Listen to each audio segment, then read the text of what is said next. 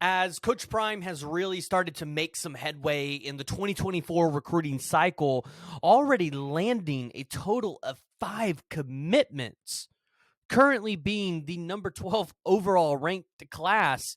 I think there's a lot of questions here. Is Coach Prime going to be able to continue this momentum? And, what's it going to look like at the top of the player rankings in terms of what Coach Prime is able to get in terms of talent? And, kind of want to talk about it today and break it down because this one's actually intriguing to me. But before we jump into it, please go ahead and hit that like and the subscribe button. Let me know what you all are thinking down in the comments below. Where do you think Coach Prime's 2024 class is going to end? And do you think Coach Prime is ultimately going to be able to get the job done?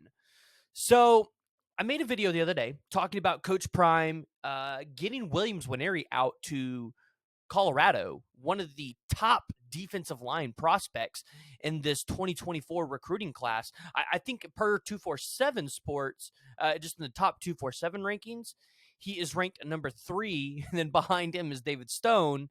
But in the 247 composite, I believe he is number 17. So, Williams Nwaneri, he's one of the top prospects in the country. The question is that, I've had a lot of concerns about. Is Colorado and Nick Williams, because, you've got to put out your best recruiters here. And I think you would have to put out Nick Williams on the defensive line and probably Tim Brewster as the secondary recruiter. And because Oklahoma's got Miguel Chavis and Todd Bates leading the way for this. You heard of Missouri with Kevin Peoples, and you're like, Missouri? Well, listen, he's from Kansas City, Missouri. And, there's Williams Nwaneri is going to land where whatever feels comfortable. It's not going to be it might not be the, Alabama's the best team in the country, so that's where I'm going. No, he might go to the place that's most comfortable and closest to home, which is Missouri. You hear of Tennessee with Josh Heupel and Rodney Gardner in the mix. Alabama's got Freddie Roach trying to get in there. Oregon's got Tony Tuito in there. And so I think with Colorado, you really have to ask yourself, I think this battle, whether they win it or not, is really going to show us just how far Colorado can go in the recruiting cycle. But when I look at realistically defensive linemen that Colorado can go out there and land, I really like the prospect out of Los Alamos High School, and that is T.A. Cunningham, which I know a lot of you guys really like as well. And I know, listen, Colorado fans, you guys love Danny Okoye. I actually messaged him the other day and we were talking about how much you guys love him and how hilarious it is that you guys would love a kid from Tulsa that's homeschooled. So that one's fun. And we will continue to follow that recruitment. But, if you guys are able to go out there and get a guy like Danny Okoye from Oklahoma State, who I believe is the clear front runner if they would actually recruit the kid. And then you have T.A. Cunningham, who, he has slipped in the rankings. He's now a number 140 player. But when you look at the physical capabilities of T.A. Cunningham at 6'6", 265 pounds, he's not really the 140th national player in the country. He's just had some bad luck and things that have hit him. But ultimately, these are two defensive line prospects that I think when you look at Colorado, like they would fit perfect there. And if they land both prospects, I really like where Colorado's going.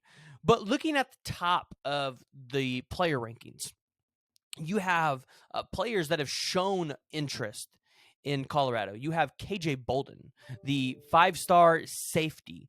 You have Ellis Robinson.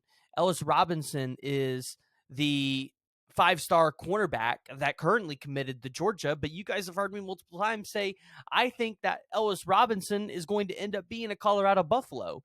I really like Elijah Rushing out of Tucson, Arizona, the 5-star edge rusher, number 3 overall player.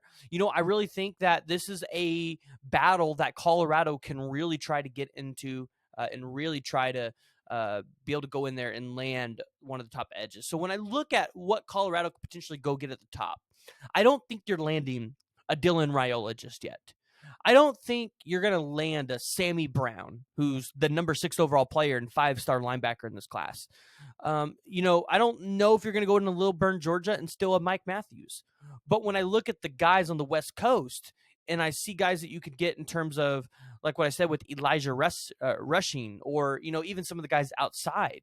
But we've even talked so much about Brandon Baker, the 5-star offensive or 4-star offensive tackle, number 1 rated player.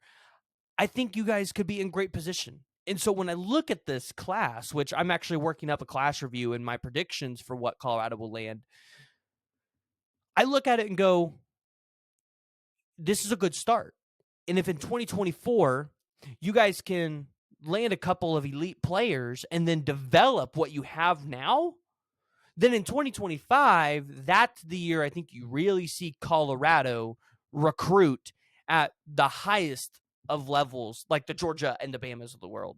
So, yeah, go ahead and jump in the comments, guys. Let me know what your thoughts are on just this whole recruiting thing and going on for Colorado and Coach Prime.